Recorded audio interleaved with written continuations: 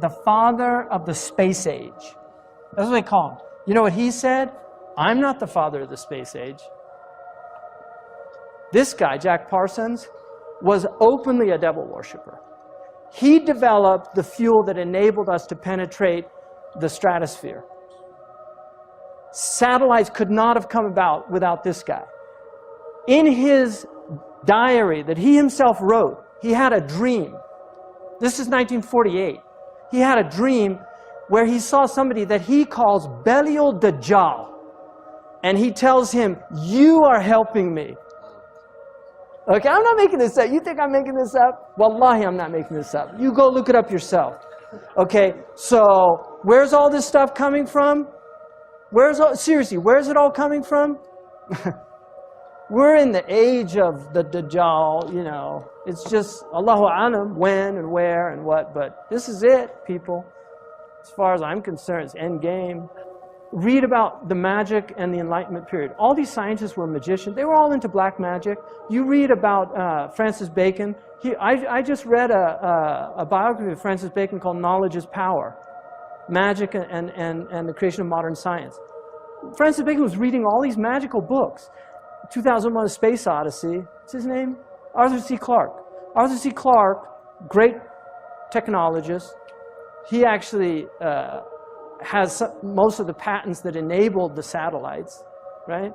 If you look at his interview with BBC in 1961, where he predicts the internet, he predicts the cell phones, he predicts texting. He said that by the year 2000, people are going to have handheld devices that enable them to talk to anybody anywhere, right? Arthur C. Clarke said, and he has 3 laws of technology. One of his laws is, no technology reaches a level of complexity except it becomes indistinguishable from magic. So, you know, I don't know. I'm not a big fan. I'm not a Luddite, right? I'm using a microphone right now. I'm not a Luddite, but this whole worshipful attitude towards technology to me is really stupid. The Illuminati's agenda to use the Apple Computer Company to brainwash the masses in preparation for the transhumanist evolution, as well as prepare them to accept the mark of the beast. The Apple Computer Company is a sinister company being used in the Illuminati agenda to prepare the Antichrist kingdom. So the first thing that you just need to do is look at the logo. It's an apple, and there's a bite out of it. So what are they trying to say and symbolize with this logo? If you look at the official story, you're never going to get the truth. We're dealing with satanic secret societies. They keep everything secret. And so this is a symbol from Apple Computer of satanic Luciferian enlightenment, that godhood can be achieved by a bite out of the forbidden fruit. The first Apple was sold for $666.66. Historical first yesterday, as Apple, maker of MacBooks and the iPhone, of course, became the first public U.S. company to be valued at $1 trillion. It's the company that promised to change the world. Today, it's iPhones and other products the center of life on the go. Now, Apple making history as the world's first trillion-dollar company. Now, this is an HP commercial, and as you can see, for those of you who study the Illuminati, you understand the transhumanist agenda. They believe that at some point they will become gods by merging themselves with technology. It's called the singularity. Ray Kurzweil, a Google executive, is actually saying that by 2045 we will achieve what he calls singularity, man merging with machine, therefore man evolving into a god. And here we have Dr. Dre promoting this transhumanist agenda. Later on in the commercial, the Beats by Dre conveniently comes here, and I mean, it's blatant, 666, the number of the beast. Now, this, to most brainwashed people who do not know that there is an Illuminati matrix, a satanic antichrist matrix that blinds their eyes so they can't even see the truth hidden right in front of their eyes. Apple possibly poised to make the biggest deal in its history, and in the process, create what could be hip-hop's first billionaire. This is all about Dr. Dre's popular company Beats, which does headphones and much more. In the the Renaissance period and the Enlightenment period were involved heavily in magic. And you can study this in the history of it. They were very interested in alchemy. All of these sciences came out of these occultic sciences. So there's a relationship between very, very sophisticated sciences and magic. Many of the people that are involved in film, many of the people involved in music, many of the people that are involved in newscasting, they know how to manipulate the minds of people. Whether it's done with this type of magic or simply with the power of technology and the higher magic, the result is the same. You get people that are as if they're possessed. When you actually find out about the characters that were involved in producing a lot of this technology and you read the history of it, you find that they were really involved in a lot of these things, which is very strange.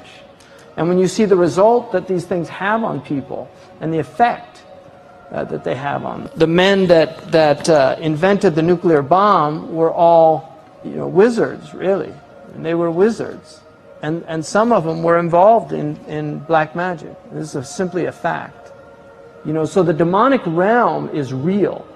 And there are people, unfortunately, that are actively involved in attempting to bring that realm into this realm. And this is where it gets very strange. As the Luciferian philosophy, they don't believe that there ever was a God, or that there ever is a God, aside from man himself. And man has not reached that state yet, but can, this is what they teach in the lodges, that if you perfect yourself as the temple of the God within, we've all heard this in the New Age movement, you too can become God.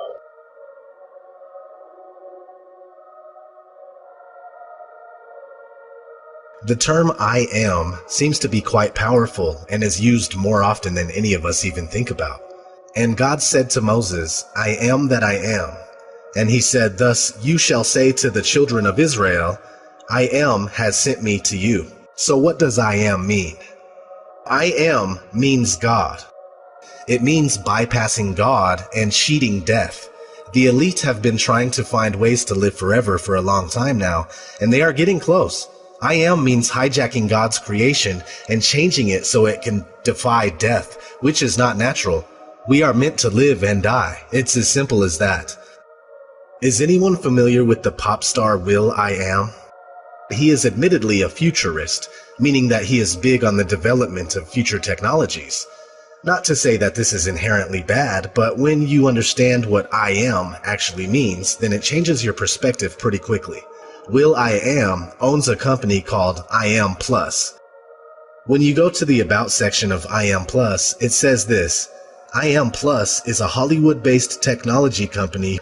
Our vision is to create a community of creatives and coders, and believe that through music and technology as the first step, we can usher in a powerful new era built on AI. Artificial intelligence, of course. So this is obviously a pro-transhumanism company. Not to mention, H+ is the abbreviation for transhumanism, and there is a magazine called H+, dedicated entirely to transhumanism. will.i.am seems like a harmless pop artist that makes music for little kids, but it goes much deeper than that. In fact, when you really pay attention to his music videos, you see a lot of transhumanist symbolism. It even shows in his work with the Black Eyed Peas. Let's start with Beyonce and her album, I Am... Sasha Fierce. So I looked around a little, and sure enough, I found an ad for the Beyonce 2009 I Am tour, with her portrayed as a cyborg.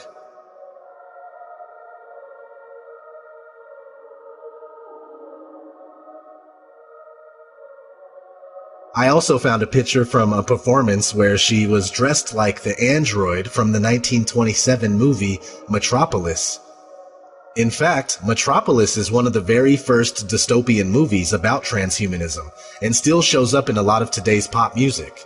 In the movie, there is an inventor who creates a machine man that he considers to be the man of the future. The android has the ability of taking the form of any person, and the inventor says that no one will be able to tell a machine man from a mortal. It blows my mind that the transhumanist dream was already present back in the 1920s. And today we see Beyonce, Kylie Minogue, Janelle Monáe, Christina Aguilera, Lady Gaga, and many more paying homage to the metropolis, whether they are in the know or not. Let's check out a company called Humai. This company is dedicated to figuring out how to upload people's consciousness into computers in order to live forever. What's interesting is that Humai backwards says I am. You can't make this stuff up. One of the people that work there is Kate Aquino. She's listed as a futurist and she's all over the internet under the handle Miss Metaverse, pushing the transhumanist agenda. Her father happens to be Michael Aquino, a satanic high priest and founder of the Temple of Set. But not only that, he was a lieutenant colonel for the United States military at the same time, and the military was fully aware. Here's an old newspaper article about Michael Aquino with the title "Devil Worshipper Holds Sensitive Army Post and Top Brass Says No Problem." Here he is hanging out with Anton LaVey, the founder of the Church of Satan. And it doesn't matter if you believe in that kind of stuff. The scary thing is that they do believe it, and they are acting on it. One day, everything in this world that was once natural will be synthetic and without a soul. And they are knowingly and actively corrupting his creation to the core. At least that's what they think.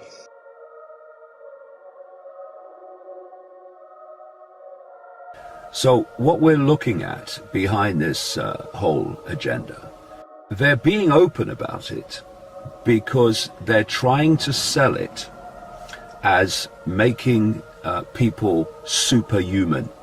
The whole term singularity refers to a point where artificial intelligence becomes greater in thinking potential than human consciousness, the human conscious mind.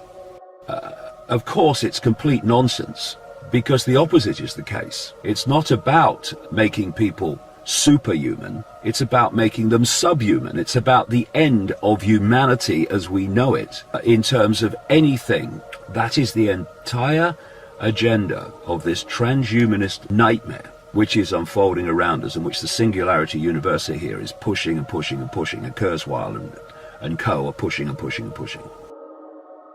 Here's the way they look at it. Here's their metaphor. Adam and Eve were held prisoner in the Garden of Eden by an unjust, cruel, and vindictive God until Lucifer set man free from this garden by giving him the gift of intellect. Through the use of intellect, man will conquer the earth, will conquer nature, and will himself become God. It's taught in every Masonic temple in this land. Every secret brotherhood, every secret society, every mystical temple, every occult organization teaches the Luciferian philosophy.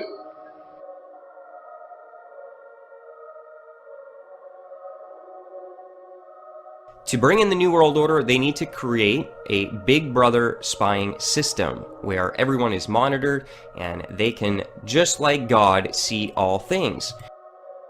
People think of Google primarily as a search engine on the internet, which first of all gives it enormous power because of its domination of the search engine arena, because through algorithm codes and other technology and methods, they can manipulate the stories that appear most prominently on their search engine lists.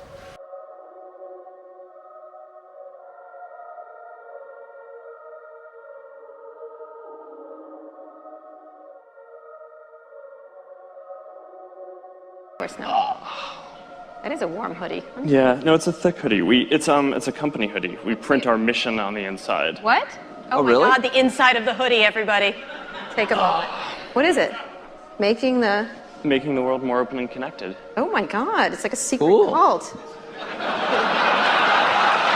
at that, making the world open and connected, stream, graph, platform, and this weird symbol in the middle that is probably for the Illuminati. Oh, 2010. No, it's 2010. Okay. Oh, no.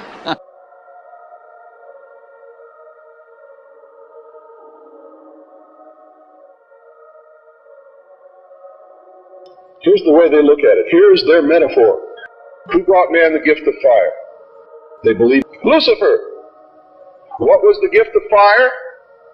Knowledge, intellect.